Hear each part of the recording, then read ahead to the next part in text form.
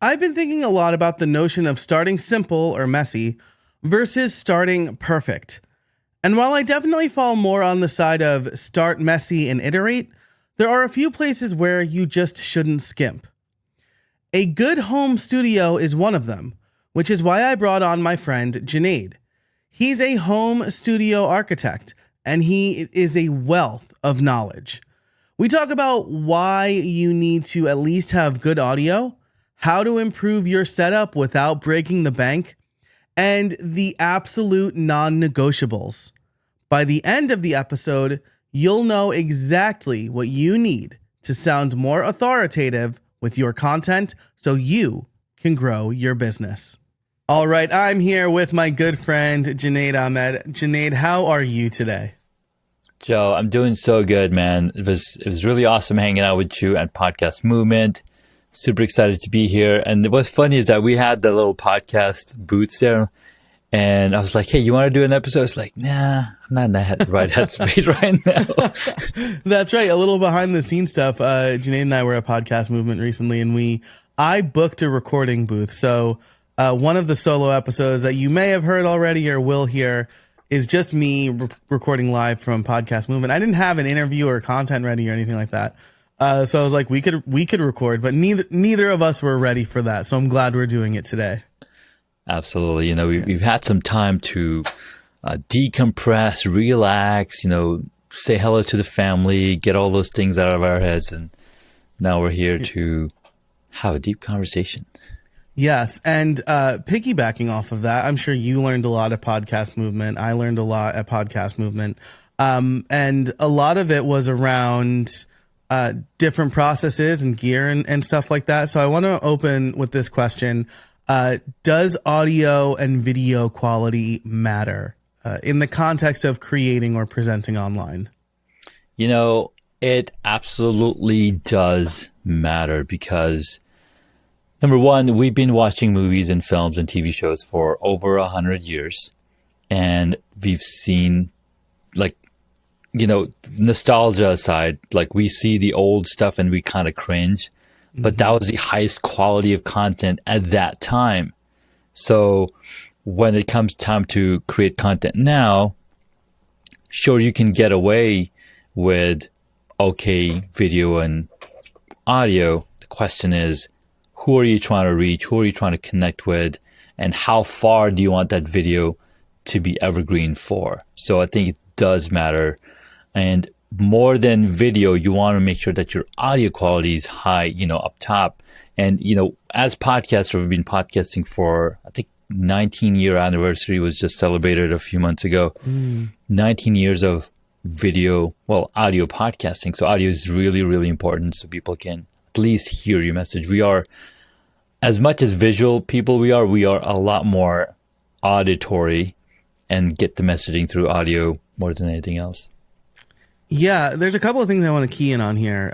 First of all, I read a study a couple years back saying that audio quality, like you said, is more important because poor audio quality cuts against the speaker's authority because the listener is now focused on trying to hear them clearly and not what they're actually saying.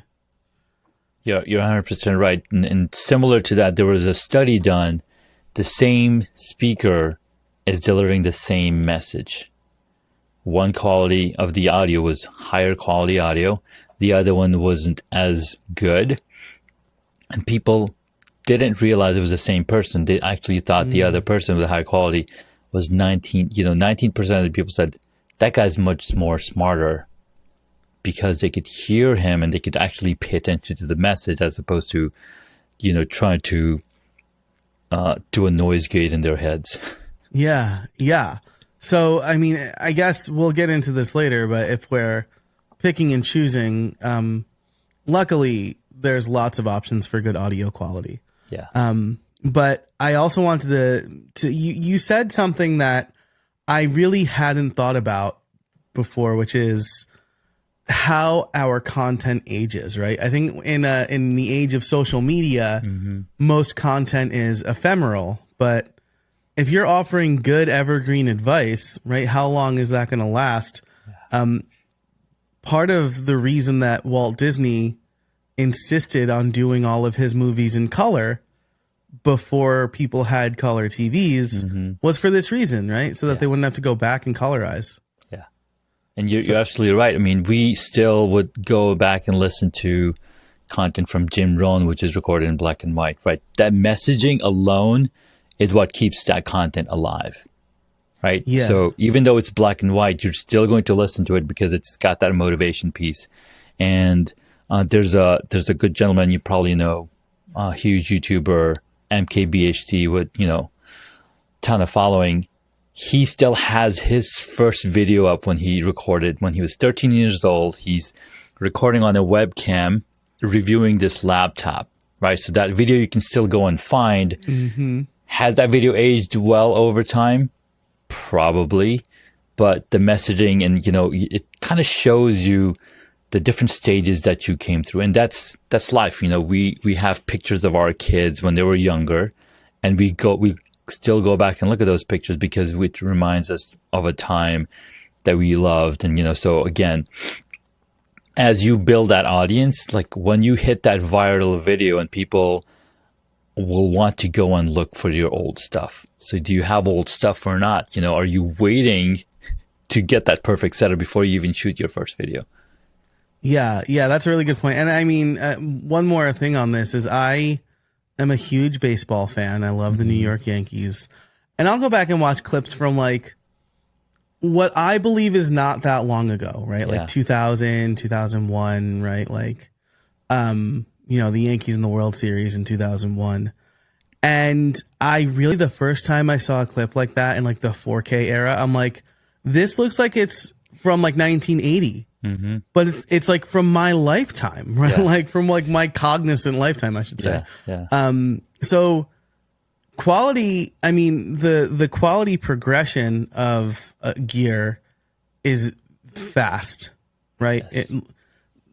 Like you said, right? What we were watching in 2000 or 2001, it was like, wow, look at those crisp colors, right? And now a short amount of time later, it's like, what was this shot on? Like a flip phone. So, now I do want to ask, right? It does matter. Does it affect our ability to grow an audience? And by that, I mean, like, will someone look at content that doesn't have good quality and immediately discount it, even if the message is good? It's a two-part answer, right? So yes, it will affect the growth of your audience because number one, if you're looking to bring a new audience with that grainy video quality, well, it's going to be slow growth. But is that video going to keep your current audience connected with you? Absolutely. Right? So my friend Ken Okazaki coined this term called the Will Smith effect. Now, what's the Will Smith effect? So Will Smith's been, a film actor for ages, with his very first blockbuster hit with Independence Day. He's been on television for many, many years. And when the pandemic hit, he was recording content on his smartphone.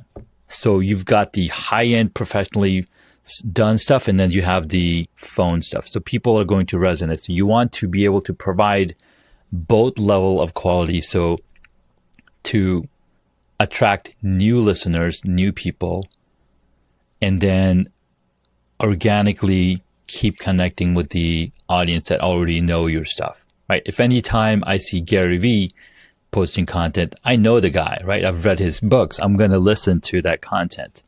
It doesn't matter the quality of the video because I know he's going to deliver, quality and value. Yeah, it's almost like having the authority already versus building the authority, right? And if we look at the pandemic again, like look at all the late night talk show hosts. They're recording and it's like their webcam and their built-in microphone. Yeah. And I was like, they could literally hire any podcaster of a certain level and make that home setup great, right? Yeah. They could have hired you and it would have been amazing.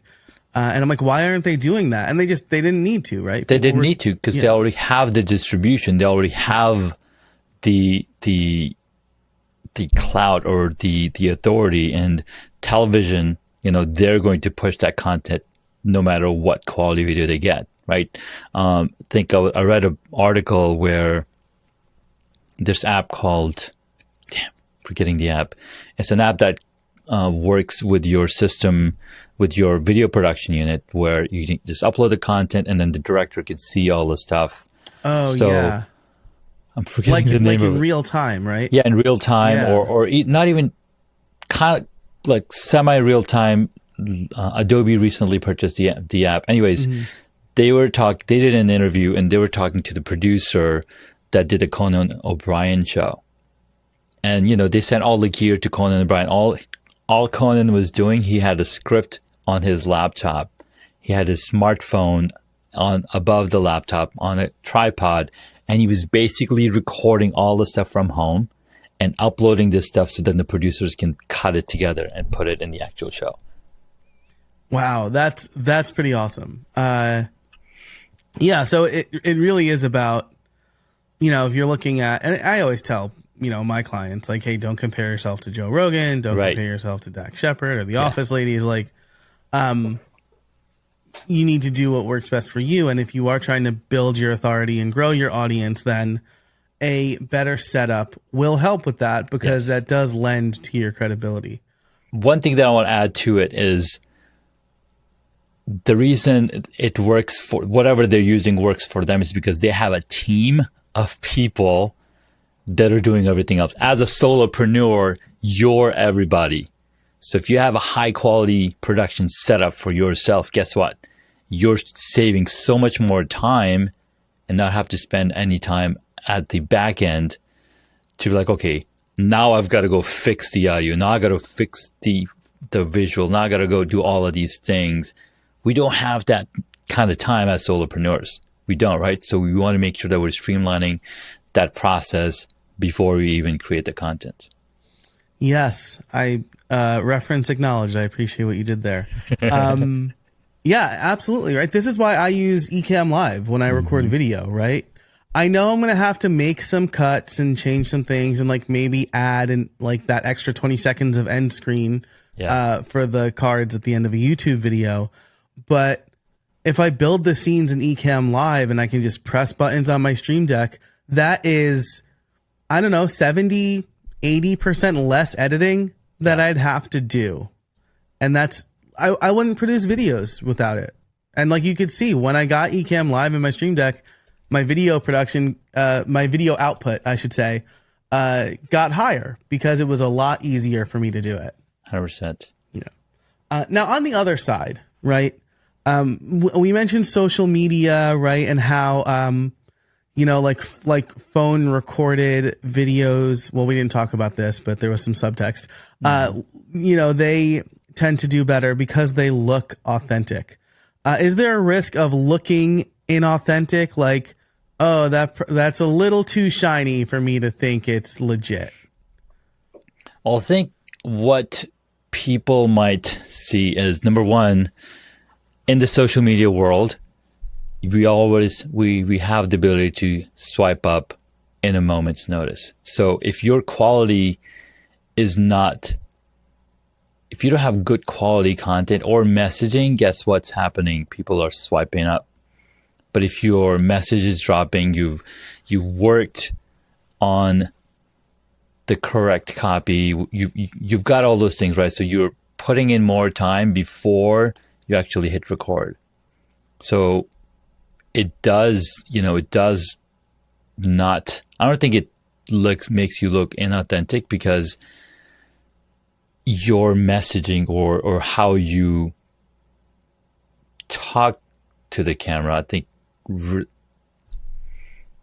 translates much better when you have a higher quality video.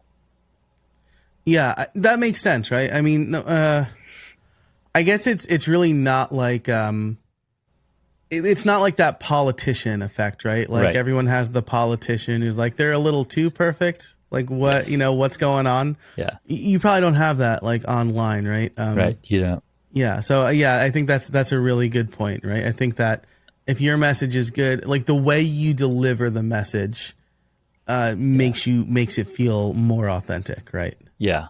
I mean, because not only are you delivering this content, but you're also respecting your audience's experience, right? You also have to look at what experience are they getting out of it. If the audio is shoddy or if the lighting is too harsh, they're not able to, pay attention. And they're like, okay, you know what? I'm going to come back to this video.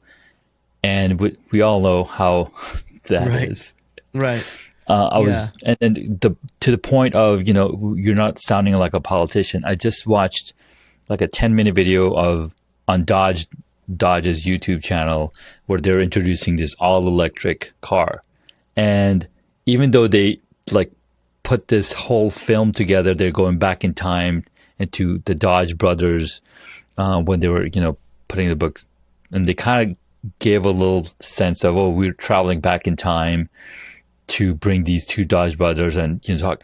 It was all fully scripted. And I could tell that it's fully scripted messaging, blah, blah, blah. It didn't sound very entertaining, even though it has a lot of views because, they have a lot of people that want to learn more about the new car that's coming out. It all comes down to how much work did you put in to your own self to say the messaging right. It's part creating a professional atmosphere, part working on your delivery in respecting your audience's experience. Yeah, that's a really good point, right? Because like lots of people read off teleprompters, and sometimes you can really tell. But like Steve Jobs, right? I mean, I'm going to cite Steve Jobs because every creator on the earth has ever cited him. But when he delivered his keynote on WWDC, there was a teleprompter, right? But he still delivered it authentically, right? Barack Obama was somebody who's kind of lampooned for his inability to read the teleprompter sometimes, but he always had a really good delivery. Yeah. And if you don't practice, teleprompter or not, you're going to sound stale. Yes. And to the point of both Steve Jobs and Barack Obama, they had a ton of training. Like Barack Obama was a professor for many, many years before even he stepped in to say, hey, I want to go, go into politics. Steve Jobs was a person, a tech nerd, just like the two of us. He started with just trying to find a problem, but he was not a good presenter. So he find the right mentors, find the right people to say, okay, what does it take to actually become a really good speaker? Yeah, I think coaching goes a long way. I'll put a link in the show notes to an interview I did with my friend Mike Pacquione, who's a speaking coach, and he's awesome. I just highly recommend him. And that and everything we talk about, we're probably going to talk gear a lot, especially in the pro show. All of those links and notes will be in the show notes and over at streamlined.fm/435. So I want to ask a question now. We've talked about the importance of gear. We touched on the importance of rehearsing, right? No matter how good your gear is. But I can hear some of the people saying like, isn't that expensive? People know how much my setup costs. Yeah. So what kind of budget are we looking at for gear for a solopreneur, someone who wants to just make videos or record a podcast? Yeah. So I wrote a book on this subject because people kept asking me, okay, how much money should I start with?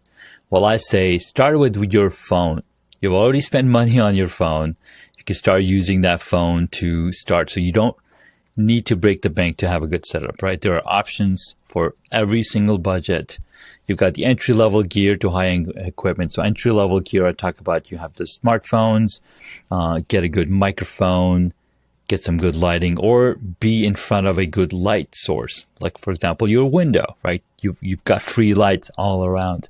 So having that free, your first investment should be into a good microphone so that your messaging could be heard properly.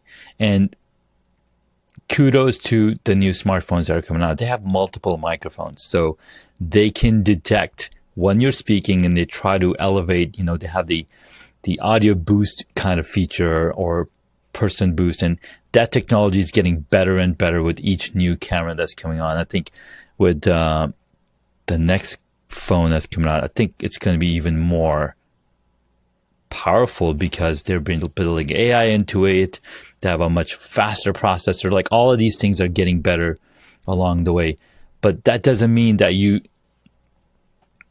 are one and done, because over time you're going to realize, okay, this is entry level. I can do all of this stuff, but guess what? I'm using my phone for literally everything. So if it's locked in to record my video, well, how do I use it to tell people? So that's where you're like, okay, I want to stop you here, because I think that's really good advice for starting out, right? Especially the new iPhone. And I should say, as this episode comes out, I think if previous calendars and supply chains line up, people will be getting the new iPhone at least this week, myself included. I hope. Like, this is like a maybe wish casting for future me. I always get the latest phone, but I mean the latest phones can record in 4K video, high quality 4K video, and I was recording from my MacBook Air. Not recording. I was doing a call from my MacBook Air. And someone commented on the audio quality. They're like, "What mic are you using?" And I'm like, "It's just the built-in microphone right now." And so the built-in stuff is getting better and better. But I think you were just going to kind of say what your next step should be, right? Yeah, exactly. So you started with this. You got a good microphone. Now, some of the other things that people might not realize is what type of surroundings you have in your room. Like, if you're in an empty room with your MacBook microphone, you're going to hear the echo. But if you have a well-lived room, well-lived home, where you have things on the wall, you've got some nice posters, you've got rugs, you've got, elements in that room, they're going to help the audio as well. They're going to make sure that audio is not bouncing back and coming back into the microphone. So again, know your space as well, right? So in my little 5-step process, when I work with people, I start with, let's see where you're going to be doing all of the work. So analyze the room, then we figure out the lighting and the space. Let's work on your audio. So basically, go one at a time to figure out. So again, start with your smartphone, get a good microphone, get some good lighting, and then elevate as you go along the way, because it takes time. It takes time, right? And you want to be creating that space as frictionless to access as possible. Yeah, I think this is such an overlooked thing. So you can have the best camera in the world, but if you're recording in the dark, doesn't matter, right? I think people underestimate how important good lighting is. I saw you posted on Facebook today. What did you say? Like, throw out your ring lights? Or I said, delete your ring light. Like, what do you mean delete? Yeah, no, yeah, absolutely. Because, like, okay, if that's all the lighting you have, maybe, but like, you get the little circles in your eyes. It's not as even as you think it is. No. I've got a couple of key lights, right? So I've got my gosh, I'm like forgetting the name your Elgato. Oh yeah, but like there's like, so this one's the fill light. I've got the backlight, and then this is like the main light. So the key light, the fill light, and then you've got the hair light. Right. Key light is where Elgato got the name. Right. Elgato key light, right. Yeah.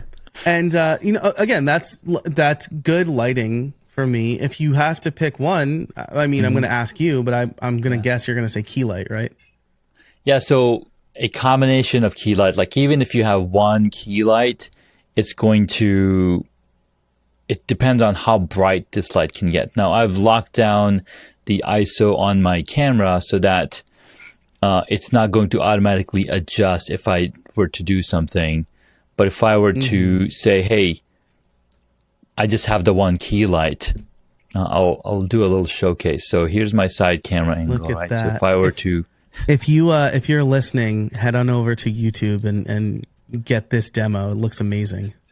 So I've got the key light on my side camera, and then you'll see a lot of highlight because the camera is trying to compensate for the dark space. But if I were to switch to the front camera angle, well, it's a very plain look because I've locked in the ISO. The ISO is basically the sensitivity of your sensor, camera sensor. So now I'm adding some fill light, which is going to, again, add in some more lighting in this space. And my Wi-Fi is contacting to the light. I'm like, hey, come on, turn on.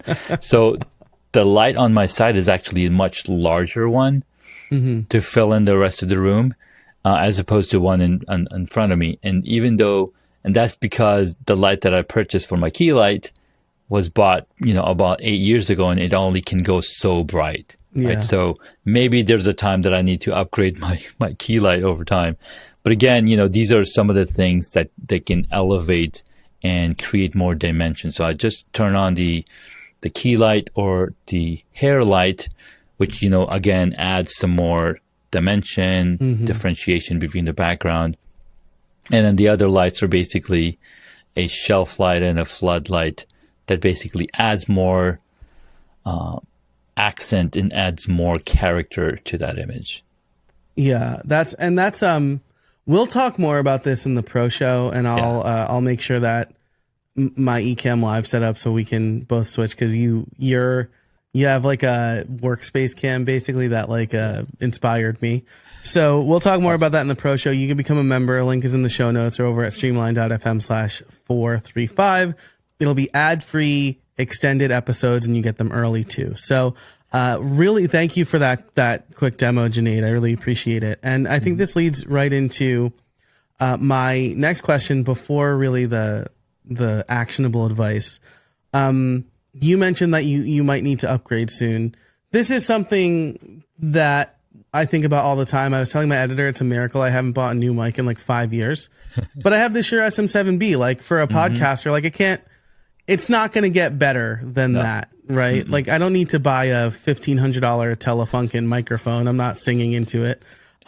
So how often will we be, let's say, reinvesting or upgrading our setup? Yeah, and in my experience, it's anywhere from 3 to 6 months. You're like, okay, I'm ready to go to the next stage in my setup, right? So in my book, 7 Stages of Home Studio Evolution, I've got 7 stages. The first stage, you're a novice. You're just using your smartphone. You might not have a dedicated microphone, but you are at least doing the work. You're putting in the reps, right? Before you buy that $3,000, $4,000 bicycle to do road biking, you're just going to start with a $300 microphone, right. Bike that you get from Walmart or whatever. But you got to put in those reps to get better along the way. And then it makes sense to your brain to say, okay, I'm really good at showing up on camera. I need to invest more into my setup. So then it's an automatic upgrade because you see the value that it's bringing to you. So, anywhere from 3 to 6 months to maybe even a year. Yeah. Like you said, your microphone is 5 years old. My microphone is almost 3 years old. I mean, it came out in 2020. It does really great work. And I have upgrade paths for it as well. Like if I wanted to switch from being a digital only to say, hey, let me add an XLR to this, add more boost, I could totally do that. So again, having those upgrade paths or equipment that can be leveled up by introducing new gear is the way that I like to go. Yeah, and I think this is really important, right? You're highlighting that this is incremental, right? People look at my setup. I'm sure they see your setup, right? One of my most popular pages on my website is the What's on My Desk page. And I think one of the most important things about that page is that it has the evolution. It has what my desk looked like the first time I started documenting it in 2018 or whatever. And so they see oh, Joe didn't have all these, he had these RLX sound pads just sitting on his desk. He didn't have the teleprompter. He didn't have the Sony A6400, right? And he had I think it was, I don't know. I must have gotten gotten rid of the Blue Yeti by that point, but I certainly didn't have this. Yeah, like you said, I'm really happy with my setup. I think your upgrade path is right now. I'm like, once you get it all set up, you don't have to upgrade for years, but I got the Rodecaster Pro 2 and that has a VESA mount on it. So I bought a VESA mount and then I moved it in, and I finally replaced I think I had the Rode PS1 arm, and it just creaked and wasn't as flexible. So I finally got the Elgato Wave arm, and that's a little bit more flexible and differently placed, and I can put it up high so that my kids can't just grab it and drool all over it. I actually have a bite mark in my microphone cover because my son, he's trying to eat from it. My kids rotate it a little bit. Only ever want to use my microphone when they're sick. Yeah. And they're just like, oh my God, great. So yeah, I think that's really good advice. That said, once you're ready to invest in a good microphone, I mean, the SM7B is $400 or $500. Yep. I wouldn't recommend that to any podcaster today. Yeah. I think the MV7 is probably or the MV7 Plus, I guess. Yeah. Yeah. But once you make an investment like that, you can pretty much be done for a long time at least, right? Yes. Yeah. So 100%. Yeah. Awesome. All right. So I think we've convinced the listeners that a good setup is crucial. Something that we kind of glossed over because we're coming up on time is environment matters. And so I'll send people your way because I have a list of stuff you can buy, but I don't take into account your environment, right? And if you have an expert like Junaid looking at it and going hey, here's what you need, I think that's going to be a lot better. So let's go to the actionable advice. We kind of touched on this already, so maybe just a speed run. What are the must-haves for my home studio? Perfect. So at a minimum, you need a good quality microphone. Then you're going to get good lighting, a camera, even if you start with a smartphone, perfect. You can even buy used camera gear. Like some cameras in my studio, for example, the one looking down, is a used camera that I purchased off of MPB. This is actually a discontinued camera as well, but it's going to continue to work because it's just sitting in one place doing one job, right? So quickly, then the next step is considering acoustic treatment for sound, a solid background, reliable internet for live streaming. What do I mean by reliable? Make sure you're jacked in, because otherwise you're gonna drop frames over Wi-Fi. Yeah, I cannot express how important that is, especially if you're streaming, but for any remote recording, right? Yes. I wasn't for a while because my router's right behind me. I was getting 400, 500 megabits per second up on Wi-Fi alone. Yeah. But what that doesn't account for is interruptions or interference. When I was on Wi-Fi, our old microwave was old. Yeah. And whenever we microwaved something, the internet would cut out. What happened? Somebody's making some popcorn. Yeah, that's exactly right. And so I got, I think it was 100-foot Ethernet cable. They're pretty affordable. Yeah. Just ran it under the carpet because I got one of those flat ones.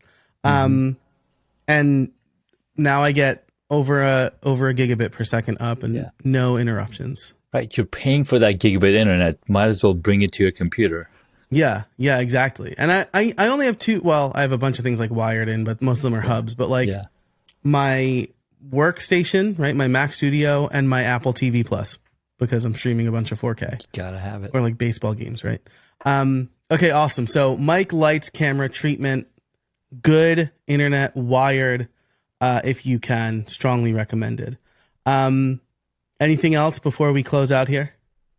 No, I mean, the other thing is level up your knowledge of equipment today too, because there's so many equipment available on the market. There's a ton of reviews out. Joe, you've probably done some reviews on gear. There's a lot of people. So again, gain experience, use the stuff that you have so that you can build your muscle to speak authentically on camera. And the reason that people feel like it's inauthentic is because you're trying to fake it till you make it, right? So, but the more practice that you do, the better you will show up on camera. Yeah, I think that's really great advice to close it out on. I will say, like, I bought my camera, which we'll talk about in the pro show, but I bought my camera and lens in February 2020, and I made a video about it because the videos I tried to watch were lacking. Like, they assumed a certain level of knowledge. Yeah.